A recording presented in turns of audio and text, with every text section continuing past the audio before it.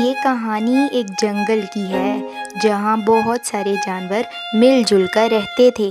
اسی جنگل میں ایک چوہا بھی رہتا تھا۔ اس نے زمین کے نیچے اپنا ایک خوبصورت گھر بنا رکھا تھا جہاں وہ آرام سکون سے رہتا تھا۔ ایک دن چوہے نے سوچا کہ کتنے دن گزر چکے ہیں وہ اپنے دوستوں سے نہیں ملا۔ پھر اس نے سوچا کہ کیوں نہ اسے اپنے پڑوسی کو چائے پر بلانا چاہیے تاکہ وہ دوست اچھا وقت گزار سکیں۔ چوہے نے صبح سویرے اٹھ کر اپنی تیاری شروع کی۔ چوہا میاں اپنے گھر کی صفائی ستھرائی کا بہت خیال رکھتا تھا۔ اس نے صبح سویرے اٹھ کر اپنے گھر کی صفائی کی۔ چوہے نے اپنے پڑوسی ساتھی کے لیے اچھا سا کھانا بھی تیار کیا۔ دونوں چوہوں نے مل کر چائے پی اور خوب ساری باتیں بھی کرتے رہے۔ چوہے میاں کے گھر کے پاس ایک بہت بڑا کھیت تھا جہاں وہ کھانے کی تلاش میں جایا کرتا تھا۔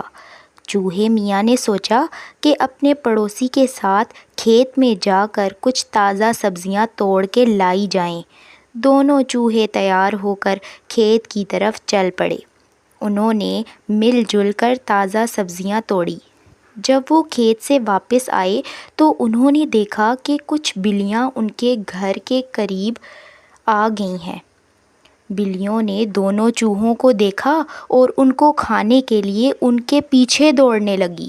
چوہے میاں نے اپنے پڑوسی کو بحفاظت اس کے گھر پر چھوڑا اور خود بھی جان بچا کر بمشکل اپنے گھر پہنچ گیا۔ وہ بلیوں سے بچنے میں کامیاب ہو گیا لیکن بہت ڈر گیا تھا۔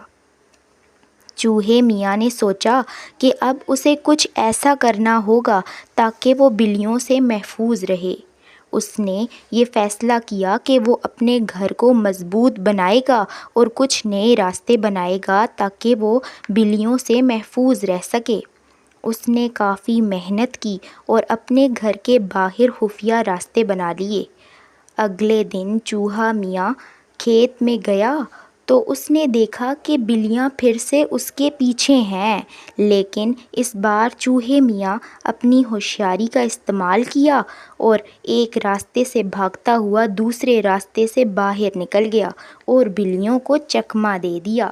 بلیاں اس کے پیچھے بھاگتی رہیں لیکن چوہے میاں کے نئے راستوں کی وجہ سے وہ اسے پکڑ نہیں سکیں۔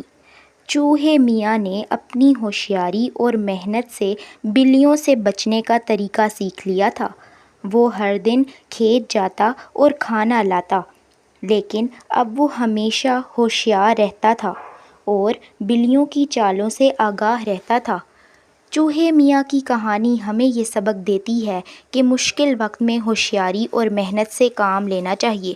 کبھی بھی ہمت کہیں نہیں ہارنی چاہیے اور اپنے مسائل کا حل خود تلاش کرنا چاہیے۔ اسی طرح چوہا میاں اپنے چھوٹے سے گھر میں خوشی سے رہنے لگا اور بلیوں سے بچنے کے لیے ہمیشہ تیار رہتا تھا۔